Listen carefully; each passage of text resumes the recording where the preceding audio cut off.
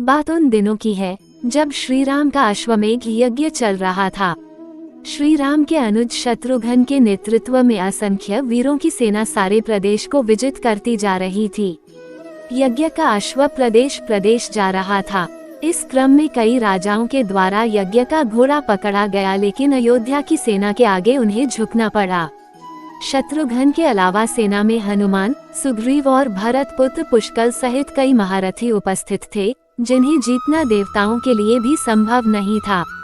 कई जगह भ्रमण करने के बाद यज्ञ का घोड़ा देवपुर पहुंचा, जहां राजा वीरमणि का राज्य था। राजा वीरमणि अति धर्मनिष्ठ तथा श्रीराम एवं महादेव के अनन्य भक्त थे। उनके 2 पुत्र रुक्मांगद और शुभंगद वीरों में श्रेष्ठ थे। राजा वीरमणि के भाई वीरसिंह भी एक महारथी थे। राजा वीरमणि ने भगवान शंकर की तपस्या कर उन्हें प्रसन्न किया था और महादेव ने उन्हें उनकी और उनके पूरे राज्य की रक्षा का वरदान दिया था। महादेव के द्वारा रक्षित होने के कारण कोई भी उनके राज्य पर आक्रमण करने का साहस नहीं करता था। जब अश्व उनके राज्य में पहुंचा तो राजा वीरमणि के पुत्र रुक्मांगद ने उसे बंदी बना लिया और अयोध्या के सैनिकों से कहा कि यज्ञ का घोड़ा उनके पास है, इसलिए वे जाकर शत्रुघ्न से कहें कि विधिवत युद्ध कर वो अपना अश्व छुड़ा लें। जब रुक्मांगद ने ये सूचना अपने पिता को दी तो वो बड़े चिंतित हुए और अपने पुत्र से कहा कि अनजाने में तुमने श्रीराम के यज्ञ का घोड़ा पकड़ लिया है। श्री राम हमारे मित्र हैं और उनसे शत्रुता करने का कोई औचित्य नहीं है, इसलिए तुम यज्ञ का घोड़ा वापस लौटा आओ। इस पर रुक्मांगद ने कहा कि हे पिताश्री, मैंने तो उन्हें युद्ध की चुनौती भी दे दी है, अतः अब उन्हें बिना युद्ध के अश्व लौटना हमारा और उनका दोनों का अपमान होगा। अब तो जो हो गया है उसे बदला नहीं जा सकता, इसलिए आप मुझे युद्ध की आज्ञा दें। पुत्र की बात सुनकर वीरमणि ने उसे सेना सुसज्जित करने की आज्ञा दे दी। राजा वीरमणि अपने भाई वीरसिंह और अपने दोनों पुत्र रुक्मांगद और शुभांगद के साथ विशाल सेना लेकर युद्ध क्षेत्र में आ गए। इधर जब शत्रुघ्न को सूचना मिली कि उनके यज्ञ का घोड़ा बंदी बना लिया गया है, तो वो बहुत क्रोधित हुए एवं अपनी पूरी सेना के साथ युद्ध के लिए युद्ध क्षेत्र में आ गए। उन्होंने पूछा कि उनकी सेना से कौन अश्व को छुड़ाएगा, तो भरत पुत्र पुष्कल ने कहा कि तातश्री, आप चिंता न करें। आपके आशीर्वाद और श्रीराम के प्रताप से मैं आज ही इन सभी योद्धाओं को मारकर अश्व को मुक्त करता हूँ। वे दोनों इस प्रकार बात कर रहे थे कि पवनसुत हनुमान ने कहा कि राजा वीरमणि के राज्य पर आक्रमण करना स्वयं परमपिता ब्रह्मा के लिए भी कठिन है, क्योंकि ये नगरी महाकाल द्वारा रक्षित है। अतः उचित यही होगा कि पहले हमें बातचीत द्वारा राजा वीरमणि को समझाना चाहिए, और अगर हम न समझा पाए तो हमें श्रीराम को सूचित करना चाहिए। राजा वीरमणि श्रीराम का बहुत आदर करते हैं, इसलिए वे उनकी बात नहीं टाल पाएंगे। हनुमान की बात सुनकर श्री शत्रुघ्न बोले कि हमारे रहते अगर श्रीराम को युद्ध भूमि में आना पड़े, ये हमारे लिए अत्यंत लज्जा की बात है। अब जो भी हो हमें युद्ध तो करना ही पड़ेगा। ये कहकर वे सेना सहित युद्ध भूमि में पहुंच गए। भयानक युद्ध छिड़ गया। भरत पुत्र पुष्कल सीधा जाकर राजा वीरमणि से भिड़ गया। दोनों अतुलनीय वीर थे। वे दोनों तरह तरह के शस्त्रों का प्रयोग करते हुए युद्ध करने लगे। हनुमान राजा वीरमणि के भाई महापराक्रमी वीरसिंह से युद्ध करने लगे। रुक्मांगद और शुभांगद ने शत्रुघ्न पर धावा बोल दिया। पुष्कल और वीरमणि में बड़ा घमासान युद्ध हुआ। अंत में पुष्कल ने वीरमणि पर 8 नाराज बाणों से वार किया। इस वार को राजा वीरमणि सह नहीं पाए और मूर्छित होकर अपने रथ पर गिर पड़े।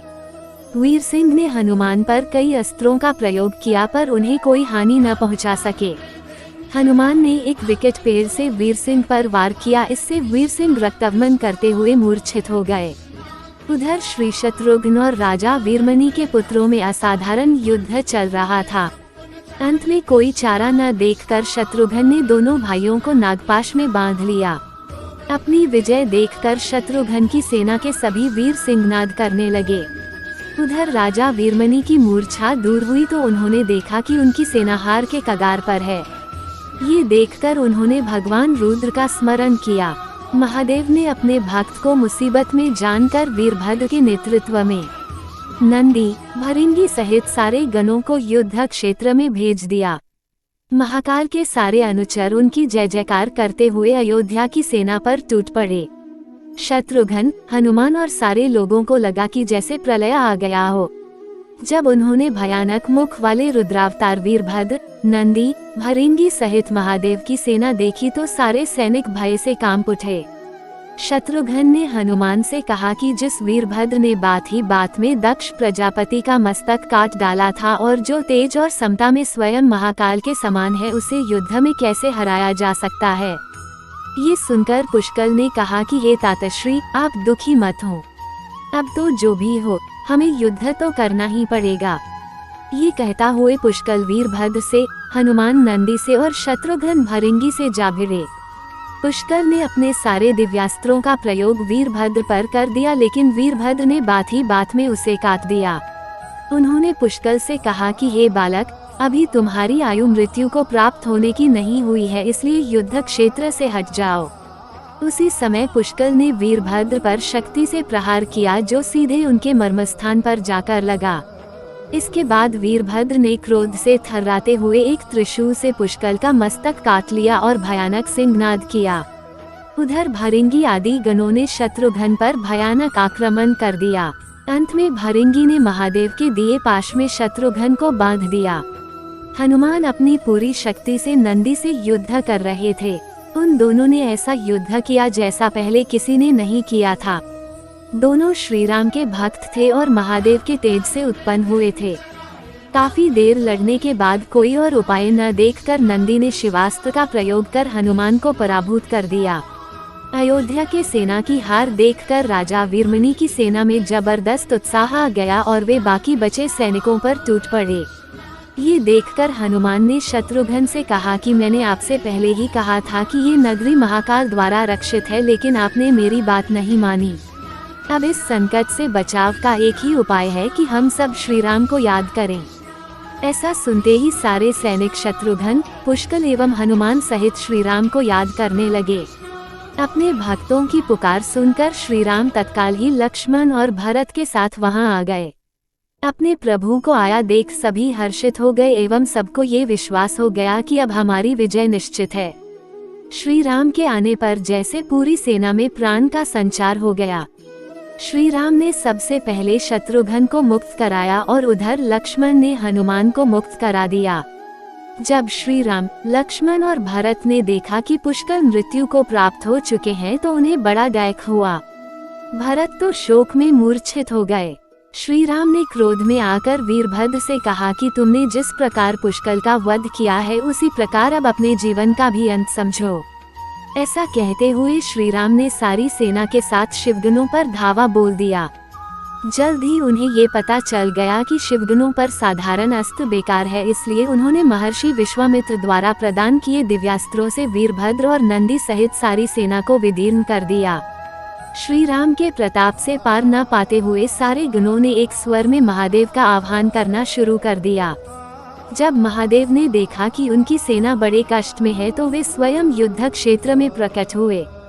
इस अद्भुत दृश्य को देखने के लिए परमपिता ब्रह्मा सहित सारे देवता आकाश में स्थित हो गए।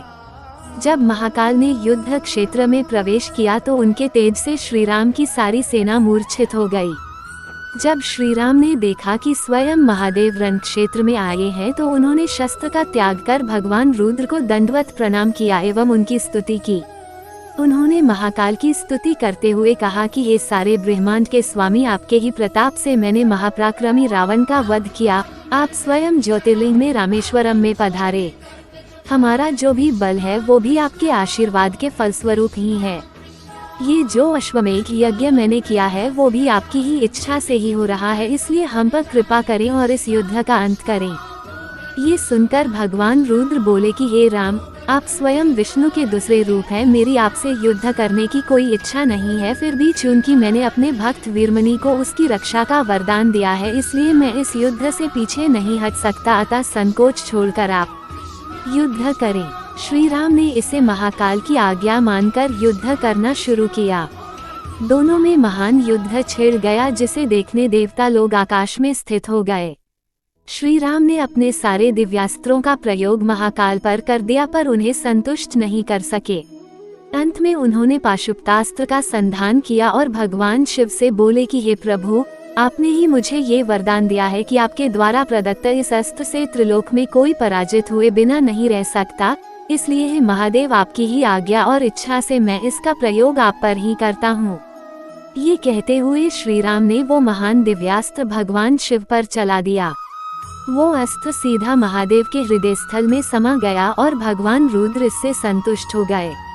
उन्होंने प्रसन्नता पूर्वक श्री राम से कहा कि आपने युद्ध में मुझे संतुष्ट किया है, इसलिए जो इच्छा हो वर मांग लें। इस पर श्री राम ने कहा कि हे भगवान, यहाँ इस युद्ध क्षेत्र में भ्राता भरत के पुत्र पुष्कल के साथ असंख्य योद्धा वीरगति को प्राप्त हो गए हैं, उन्हें कृपया जीवन दान दीजिए।